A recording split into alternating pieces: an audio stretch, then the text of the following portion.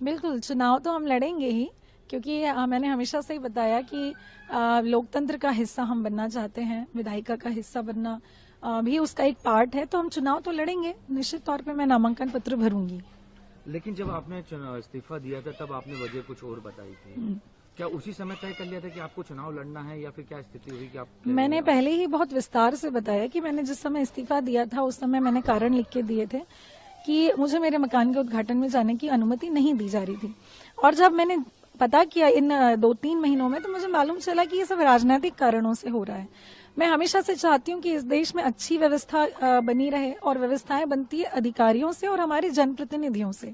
अधिकारी रह के मैंने देख लिया, राजनीतिक मंशा अगर अच्छी हो तो अधिकारी भी अच्छा कार्य कर सकते हैं। इसीलिए मैंने ये फैसला लिया कि अब मैं विधायिका में जाऊंगी, और जो अन्याय मेरे साथ हुआ है उस अन्याय के खिलाफ हम लड़ाई लड़ेंगे, ताकि किसी और के साथ इस तरह का अन्याय ना हो। तो ये सब ग्रेजुअली हुआ है, और आज हम जो है चुनाव लड़ने के लिए तैयार हैं। आपको क्या लगता है जिस समय आपको मना किया गया तो उस समय तो आप किसी राजनीतिक से नहीं थी, आप एक आईएएस हैं, आप पद पे थी, तो ऐसे अधिकारी के साथ जो सर्वोच्च पदों पे रहते हैं, वो जो पदों पे पहुंचे, उन अधिकारियों के साथ भी आपको उस समय कहाँ से आपको लगा कि आपके साथ राजनीति हो रही है, और क्यों लगा? बिल्कुल, क्योंकि मैं जहाँ पर मकान का उद्घाटन था वहाँ पर सर्वधर्म प्रार्थना होने जा रही थी, और चूंकि मैं उस क्षेत्र में पिछले 5 साल से हूँ, मेरी पोस्टिंग वहाँ 2018 से 2021 के बीच में रही है, लोगों के बीच नहीं, आमला लोगों के बीच में रही हूँ, जनता का स्नेह और प्यार मेरे साथ रहा है।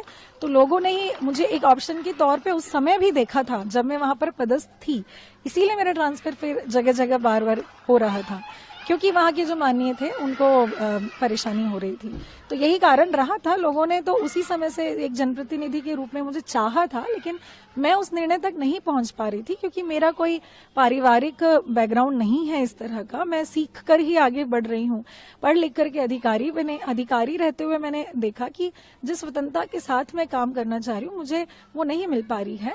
और फिर हद तो तब हो गई जब मुझे मेरे घर के उद्घाटन में अनुमति नहीं दी।